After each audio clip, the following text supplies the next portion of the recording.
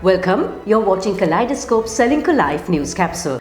7 years ago, the Sri Lankan rupee was trading between 142 and 145, but then it devalued to the 150 level by December that year. Fast forward to last year, by end March and May, the rupee plummeted to 360 and by end 2022 to 370 with expectations it would rise to 400. But the turnaround came from February this year, appreciating to 305 rupees levels.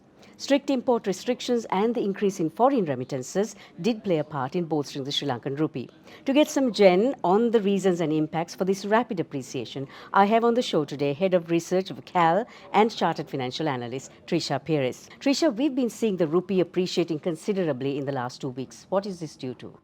One large reason, of course, is that Sri Lanka has suspended its external debt repayments. This is not a new factor. This happened last year in 2022, April. But this, of course, has meant that it has reduced a lot of the usual outflow pressure that would have generally been seen in terms of the currency. Another outflow pressure is, of course, in terms of our import expenditure.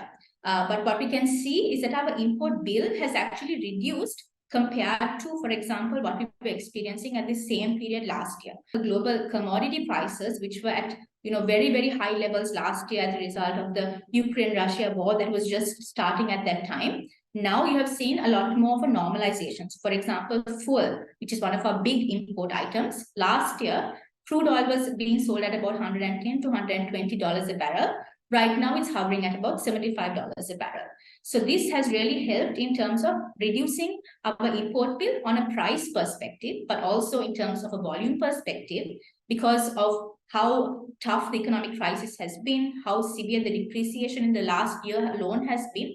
This has, of course, created a dampener in terms of demand condition. You're also seeing that inflows have also improved quite a bit. So exports are seeing a little bit of a tough situation right now, but we are seeing remittances, for example. Tourism also has helped in that aspect. So basically what you're seeing is that your dollar inflows are greater than your outflows. So when there is more appreciation happening, you also see, for example, certain exporters getting a little bit worried that the rate of the rupee is coming down, and they kind of start to panic convert, and this makes that appreciation happen a little bit faster as well, and in some cases can tend to overshoot. So I think part of the reason is that inflows are greater than outflows, but also you're seeing a little bit of panic conversion happening that is maybe causing it to overshoot a little bit and see that level kind of going below 300 at the moment. So how can Sri Lanka balance the appreciation so it won't ricochet on the ultimate goal of growing our foreign exchange reserves? So we need to make sure right now that the central bank is actually going in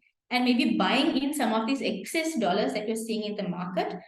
They've, of course, taken off a lot of controls in terms of, say, for example, cash margin on imports and in terms of the surrender requirements. But because of this excess amount of inflows, central bank, I think, needs to be at a point right now where they're actually going to the market and start purchasing. So right now, when we're seeing this very high level of appreciation, it's a good time for the central bank to also go in and purchase those dollars, which in effect balances the excessive appreciation that's happening right now and also helps them meet their reserves target and shoring up reserves. So it's better to do this sooner rather than later, because we also have to eventually start making some of these large repayments. So you need to make sure there is a balance where we're not overly kind of importing and sending that demand pressure back into the system, and the central bank also starts kind of purchasing dollars from the market. So it has to be really balanced in that manner. So I think it's a good point right now for central bank to start entering and buying up those dollars to shore up their reserves at these kind of rates.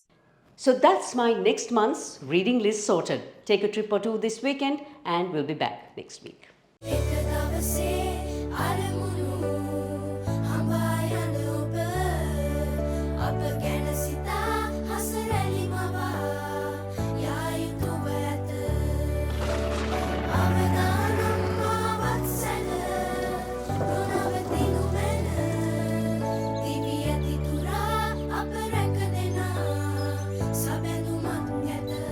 You focus on your goals. We will take care of the risks. Ceylinco Life.